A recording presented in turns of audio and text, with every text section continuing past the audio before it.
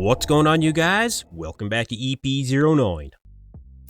Alright, so we're going to start this one off with an update from Robin Strand. Of course, a really good friend of the channel here on EP09. Now, Robin is currently 2 weeks out of the Toronto Pro, and I think that we saw very steady progress from Robin throughout the 2023 season and going into 24. I think the overall size has definitely come up for Robin, especially through the arms and I think through the legs. That quad sweep really looks improved. That back lat spread really looks improved as well. So overall, I think it was a very successful offseason for Robin Strand.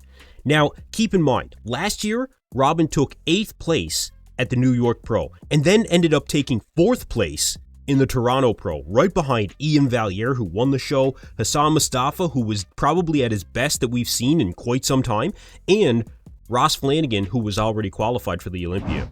So that's a very respectable placing in such a stacked lineup. Now, for this year in Toronto, we'll see guys like Nate Spear, Quint Beastwood is coming back to do Toronto as well, and we're also going to see Hassan Mustafa back on stage in Toronto, probably trying to take home that Olympia qualification after taking, like I said, 2nd place last year. But the thing with Robin is, he does not care who else is going to show up to the show. There's a little bit of strategy in picking a show, of course, but Toronto is right in his backyard. And as far as he's concerned, it is his show to lose. This guy has an absolutely unwavering mindset. And one of the things that he really does practice is healthy mind, healthy body. So I do think that we'll see the best version of Robin Strand in 2 weeks in Toronto. He does have a guest posing coming up before that. We'll be sure to cover that. And make sure you go check out the Canadian Beef podcast on YouTube as well. I've been a regular contributor over there lately. I really love being on the show with all the guys there, so go check that out. Alright, next up, we've got an update here from Michael Krizo. Now, Krizo is currently 3 weeks out from the M-Pro Classic, which is the same show that he won last year in very dominating fashion. I'd say Krizo is definitely on track here. He looks as big as ever. I would say his conditioning is pretty much what we've seen for the last number of weeks, to be honest. He seems like he's doing a little bit of what Beef Stew did and just got ready for the show early and is just kind of maintaining. We'll talk about Stew here in a minute. But when it comes to Krizo and doing the M-Pro Classic, I actually don't think that was part of his plan going into the 2024 season. I would say that Krizo expected to be qualified by winning the EVLS Prague Pro. But of course, we had Samson Dauda show up, who did end up winning that show. And we will see Krizo go up against some pretty heavy hitters at the M-Pro Classic, unlike last year where, like I said, he really dominated that show. We know that William Bonac is confirmed, we know that Behruz Tabani will be showing up at the M-Pro Classic, so this will not be an easy show for Krizo to just come in and dominate again. But I do think as of right now, as much as I think William Bonac is looking improved and Behruz Tabani is looking to be at his best as well, this is probably Krizo's show to lose. I think he's just too overwhelmingly big for either William or for Behruz. He really is one of the true mass monsters of the sport, a true freak of nature. And you know what? One of my personal favorites. Now, it is hard to say exactly how Krizo might do at this year's Olympia. I think we'll wait and see what kind of improvements that he's made at the M-Pro Classic, and then we can discuss where he might fall in this Olympia lineup. But let's wait and see exactly what kind of improvements that Krizo's made on show day. Alright, next up, we've got an update here from Hunter Labrada. Now, Hunter took to his YouTube channel and actually announced the next show that he'll be competing in order to try and get his qualification for the 2024 Olympia. Check it out here. This year, I'm going to go compete in Italy, the Italy Pro on September 8th. I wanted something later in the season. You know, that was the first caveat. I know some people probably say I'm trying to dodge Andrew, so head this one on head up. I hope he wins Texas, and I'll see him at the one that really matters, at the Olympia. He knows I'm training to beat him, and I know he's training to beat me, so that'll be a good one at the Olympia.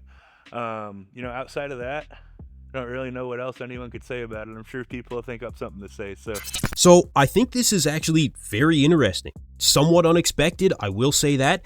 But when you really think about it, I think it makes a lot of sense. You know, Hunter likes to travel overseas. We've seen him do it last year, even during his Olympia prep at 6 or 8 weeks out, I think it was. He's never competed overseas before, so I'm sure he wants the experience. And yeah, realistically, the Italy Pro is a show that he stands a very, very good chance of winning. We don't really see really big names at that Italy Pro typically. But at the same time, when it comes to competing here in the States, you know, he's actually won the Texas Pro in the past. He's won Tampa twice as well.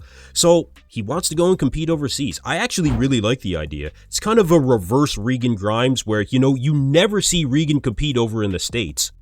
And at the same time, you never see Hunter compete overseas. Now, the other strategy here for Hunter that he mentions is that the Italy show is only 4 weeks before the Olympia. So he'll just be able to cruise right into the Olympia. It will give him a longer prep time. He's actually starting at a 16-week prep, and then it'll only be 20 weeks until the Olympia. So there's a bit of a strategy there. Now, the one consideration for Hunter is that in one way, doing the Italy Pro is actually a little bit of a risk because really after that, I'm not sure if the UK Pro does qualify guys for the 2024 Olympia, which is the weekend after the Italy Pro.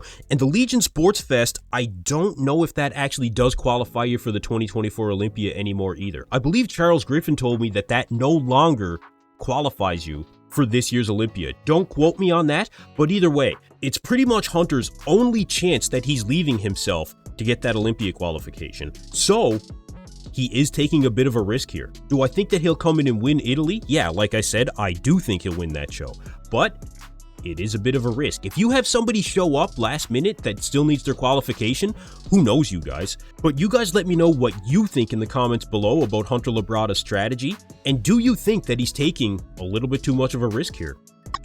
Alright, last up, we've got the Cali Pro which takes place today, and as expected, many competitors from the New York Pro are jumping into this show. You've got Tonio Burton, Stuart Sutherland, Amir Omaragic, Christian Wolski, who was a big surprise making that top 5 at the New York Pro.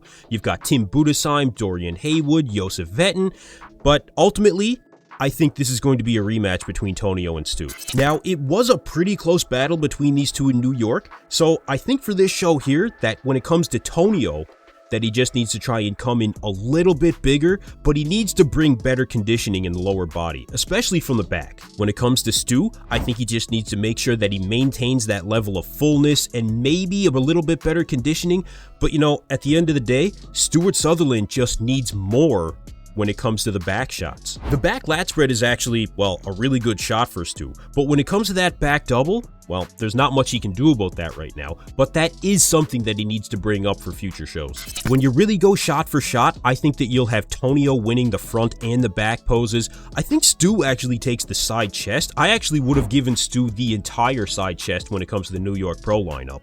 Maybe the side tricep he'll take Tonio on because Tonio doesn't pose that as well as he could in my opinion. The most muscular, I mean, Stu is a bigger guy than Tonio, so maybe you could give him that shot as well. But I do think that Tonio will ultimately take home the win here, and you guys let me know in the comments below who you think is going to win the battle between Tonio and Stu. Or do you have somebody else coming in winning the show? You guys let me know below.